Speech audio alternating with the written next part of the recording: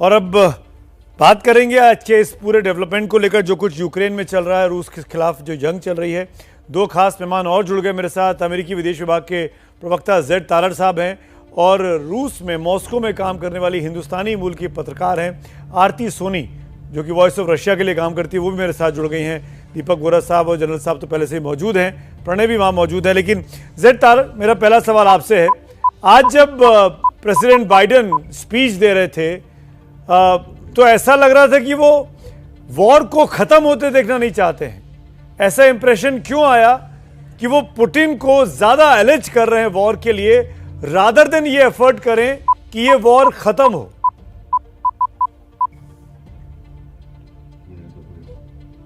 देखिए, I think Sumit ji, असल में बात यह है कि अगर किसी ने आपके सर पर बंदूक रखी हुई है और आपके मासूम नागरिकों पर बम मिसाइल मुसलसल गिर रहे हैं, तो मेरे ख्याल में मुश्किल ही है कि हम कहें कि अब वक्त आ गया कि हम बातचीत करें और मसलों का हल ढूंढें, जबकि हमने इंतहाई कोशिश की है। महीने से हम पूछ रहे थे पुतिन से, क्रेमलिन से, कि हम मेज़ पे आके बैठक करके जितने भी आपके मसले हैं उनका हल ढूंढ लेंगे। हम सिर्फ हम नहीं, सिर्फ अमेरिका नहीं, नेटो, यूरोपियन यूनियन सब तैयार थे। हम, आपने भी देखा होगा कि खुद फ्रांस ने भी बहुत कोशिश की है, सिर्फ हम नहीं थे अकेले। लेकिन उन्होंने इनकार किया। उन्होंने इसके बावजूद एक नाजायज़ युद्ध शुरू किया और अब हम देख रहे हैं कि वो लगातार कोशिश कर रहे हैं कि वो कीव में जाएं और वो खार्किव में के सेंटर पे जाएं। तो अब ये सच है कि हमें नहीं लग रहा कि आप तारड़ साहब ये कह रहे हैं कि आपने बहुत कोशिश की, लेकिन पुतिन साहब नहीं माने और पुतिन साहब वॉर में चले गए और यूक्रेन पर अटैक कर दिया। मैं मॉस्को में क्या, क्रेमलिन का क्या व्यू है जानता हूं। आरती सोनी मेरे साथ हैं। आरती जी, पुतिन साहब की जिद की वजह से ये हुआ, अमेरिका का सीधे एलिगेशन?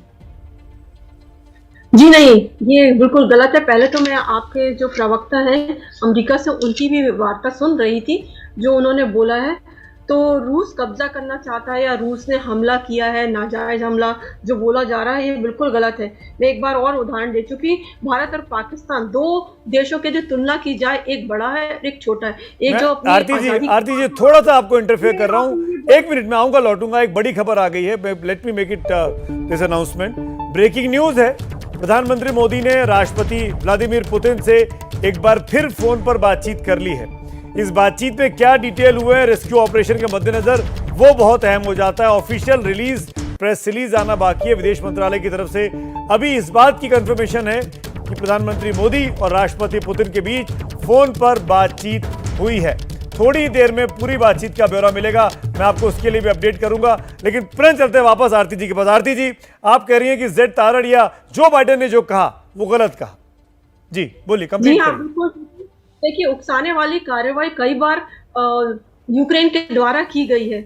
जब रूस को मालूम है पूरी तरह से कि हाँ, पोलैंड और रोमानिया के जो सीमावर्ती यूक्रेन के क्षेत्र हैं, वहाँ फाशिज्म का बढ़ावा मिल रहा है, तो इसीलिए रूस के द्वारा ये कार्रवाई की गई है।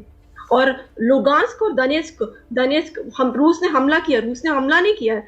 लुगांस्क और दनेस्क जो यूक्रेन के अब क्षेत्र नहीं है, उन दोनों देशों के नेताओं ने, जो ऑटोनॉमस क्षेत्र कहे जाते हैं, वो उन्होंने खुद आकर रूस में, मॉस्को में बैठकर संधि पर हस्ताक्षर किए कि हमें जब आपकी मदद की जरूरत होगी तो रूस हमेशा मदद करेगा।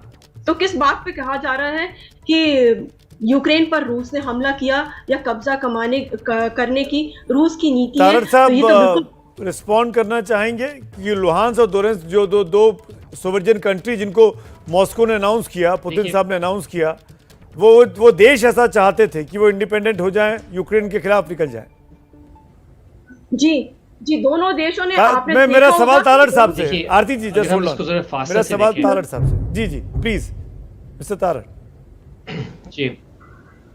जी सुमित जी, अगर हम इसे देखें तो तस्वीर हमें ये आती है कि पहली बात तो ये है कि जिस हद तक, जिस बेशर्म हद तक झूठ निकलती है मॉस्को से, मैं हैरान रह जाता हूँ। पहली बात तो ये है। दूसरी बात, देखिए, क्रीमिया और ईस्टर्न यूक्रेन बिल्कुल आप मेरी बात ना माने, आप चाहे ओएससी को देख लें, यूरोपियन यूनियन को देख लें, यूनाइटेड नेशंस को देख लें, कोई ऐसा अंतर्राष्ट्रीय एंटिटी नहीं है इस पूरी विश्व में जो रूस का कहना मानते हैं, ठीक है? तो मेरी बात ना माने आप पूरी दुनिया की जो है वो उनकी बात माने कि जो नहीं, कब्जा पर हम देख रहे हैं क्या ईस्टर्न चीन यूरोपियन आपकी बात मान रहा है मिस्टर यूक्रेन तारड़? में, वो क्या नाजायज चाइना है। आपके साथ खड़ा क्रीमिया है जाहिर बात इस है इशू वो भी पे? नाजायज है। I don't think so. China तो न्यूट्रल साउंड कर रहा है इस देखिए इस इस पूरे वक्त कॉन्फ्लिक्ट जो में। चीन का जी देखिए, जब चीन के बारे में हम बात कर रहे हैं, उनके जो किरदार है वो काफ़ी कम्प्लेक्स है, इतना मैं मानूँगा, और हम उम्मीद करते हैं कि वो भी एक पॉजिटिव किरदार हो। लेकिन ये कहते हुए हम यूएन सिक्योरिटी काउंसिल को देख लेते हैं, उनके वोट को देख लेते हैं। हाँ, ये ज़रूर है कि उन्होंने अब्सटेन किया है उस वोट में, जहाँ जी हाँ, हमने एक बिल्कुल। ऐसा रेज़ोल्यूशन को कायम किया है जो कि कह रहा है ऑफ़िशियली अंतर्राष्ट्रीय कानून के तौर पर, लेकिन उन्होंने वो वीटो नहीं किया, उन्होंने नो भी वोट नहीं किया। तो इससे आप अंदाज़ा लगा सकते हैं कि कोई भी ऐसा देश नहीं है, ख़ास तौर पर नहीं, कोई वो चाइना लोकतांत्रिक देश नहीं जब है जब आपके जो साथ कि रूस के बात पर तारड़ साहब, जब वोट फ्रांस, मानते हैं। इटली, जर्मनी, ये तमाम, जापान, ये तमाम देश आपके साथ खड़े हो सकते थे, तो चीन भी खड़ा हो सकता था, भारत भी खड़ा हो सकता था, यूएई भी खड़ा हो सकता था। इसको ऐसे भी देखा जा सकता है कि वो आपके साथ नहीं खड़े हुए। अब ये कह देना कि सारा दुनिया जो है वो रूस के साथ अमेरिका के साथ खड़ा है। आरती जी, जी क्या? सॉरी, लेकिन यहाँ में जी कंप्लीट करिए, आप कंप्लीट करिए तारड़ साहब। जी सुमित जी, मैं थोड़ा सा आपको इख्तलाफ करूंगा यहाँ पे, क्योंकि ये तो वही बात बनी कि घर से 90 या हम यहाँ घर पे 90 मार्क्स लेके आ रहे हैं, और कोई पूछता है कि बाकी 10 मार्क्स कहाँ गए। हाँ, ये हकीकत है कि कई देश ने ये भी फैसला लिया है, उनका अपना हक है कि वो फैसला लें कि उन्होंने कहाँ पे एग्जैक्टली उनका लाइन कहाँ है। आरती जब सोनी, 2/3 पूरी विश्व सोनी में जी, आपके दुनिया साथ हैं में और कह रहे हैं रूस एक ही अलग आवाज़ के थलग साथ, पड़ गया ये है, गलत है। अमेरिका का ये कहना है। उनके साथ दोस्त नहीं है। अब पूरी दुनिया आपकी मुखालफत कर रही है, ऑस्ट्रेलिया से लेकर अमेरिका तक, अक्रॉस द ग्लोब। देखिए, सच्चाई सबके सामने आ जाती है अपने आप। अमेरिका ने इराक पे हमला किया, लीबिया पर हमला किया, क्या हुआ आखिर में? अफगानिस्तान को बतलाया कि वहां पर आतंकवाद है, हर जगह तो अपना छोड़कर आ गया। और उसके बाद में यूएन के जितने भी जो संयुक्त राष्ट्र संघ के सदस्य देश हैं, और उनके द्वारा फिर इसकी भरपाई की गई, राहत सामग्री भेजी गई है, या उनका इंफ्रास्ट्रक्चर सुधारने के लिए काम किया गया है। तो इस तरह से यदि देखा जाए तो यहाँ पर बात जैसे की जा रही है यूक्रेन की, तो यूक्रेन में बिल्कुल दूसरी स्थिति है। यूक्रेन में बहुत से रूसी नागरिक रहते हैं, रूसी भाषा बोलने वाले, और यहाँ ये बात समझनी होगी, पूर्व सोवियत संघ ये एक देश था। यूक्रेन बाद में बनाया। यदि आप जार के बाद के समय का देखेंगे, 1817 या 1917 के बाद के समय देखें, तब यूक्रेन प्रकाश में आया है। उसके बाद रोमानिया अलग हुआ है, युगोस्लाविया युद्ध का सबको मैं आपको वापस 2022 में ले आता हूँ, 1817 से निकाल के 200 साल आगे। मुझे भविष्य की चिंता ज़्यादा, इतिहास में जो हो गया सो हो गया। ये बताइए आरती सोनी, आप क्योंकि मॉस्को में बैठी हैं, क्रेमलिन को नज़र रखती हैं, अंत कैसे होगा? ये बमबारी ऐसे ही चलती रहेगी? ऐसे ही मासूम बच्चे मारे जाते रहेंगे? मासूम लोगों पे इसी तरीके से जुल्म होता रहेगा? क्या चाहते हैं पुतिन साहब? क्या चाहते हैं? ज़ेलेंस्की का इस्तीफा या ज़ेलेंस्की का सर कलम करना चाहते हैं? क्या चाहते हैं वो?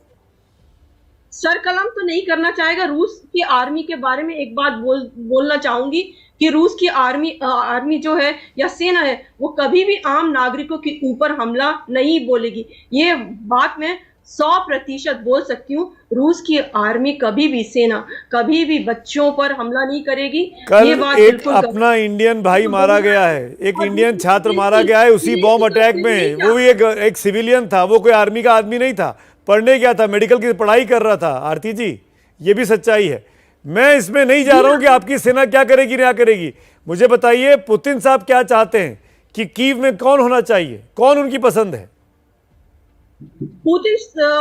व्लादिमीर पुतिन यही चाहेंगे शांति वार्ता हो और वहां पे शांति की स्थापना हो, और फाशिज्म को, एक बार और फिर से बोल रही हूँ, नाजीवाद को खत्म करने के लिए ही रूस की सेना। तारड़ साहब कुछ बोलना चाह रहे हैं आपकी बात सुन के? तारड़ साहब सर हिला रहे हैं। तारड़ साहब, योर टर्न। नहीं चाहती है ना कुछ। वहां पे बस चाहती है कि शांति प्रिय सरकार की स्थापना जी हो। तारड़ साहब बोलिए। जी सुमित जी, ये आपने खुद ही सुना है, ये सब बहाने हैं, बल्कि इतने अजीब बहाने हैं कि शायद मुश्किल ही है कि हम इनको माने। जैसे नाज़ीज़ हैं यूक्रेन में, जब ज़ेलेंस्की के खुद उनके एंसेस्टर्स, उनके दादा खुद नाज़ी के ख़िलाफ़ लड़े, तो बड़ी अजीब किस्म के बहाने हम सुनते हैं मॉस्को से, पुतिन से। लेकिन एक सच्चाई है इन पूरे बहानों में। आपने सुना है, खुद सुना है कि यूक्रेन कभी नहीं होता था, तो ये असल में रूस का एक हिस्सा है। और फिर वहाँ से बात कहाँ जाती है? फ़ौरन स्लोवेनिया, यूगोस्लाविया वगैरह वगैरह। यानी कि हम समझते हैं, और ये राष्ट्रपति बाइडेन का भी यही सोच है, कि पुतिन एक नया इंपीरियलिस्ट ज़ार बनना चाहते हैं।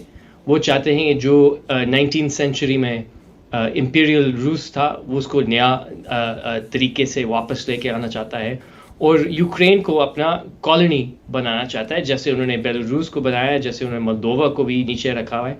तो यही उनके इरादे हैं। जब तक कि यूक्रेन मुकम्मल तौर पर रूस का एक हिस्सा नहीं बनता, तो मेरा नहीं ख्याल कि पुतिन कभी रोकेगा। तभी तो हम पूरे दुनिया के साथ मिलकर इतने सख्त प्रतिबंध लगा रहे हैं रूस के खिलाफ। और इसीलिए हम बार-बार कह रहे हैं, you are losing nothing sitting at Washington.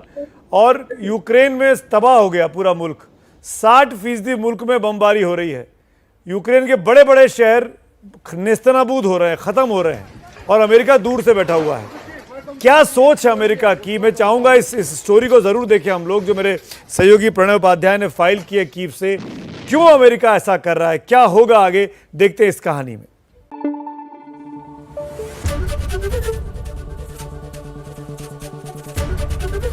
ABP news आपको रखे आगे।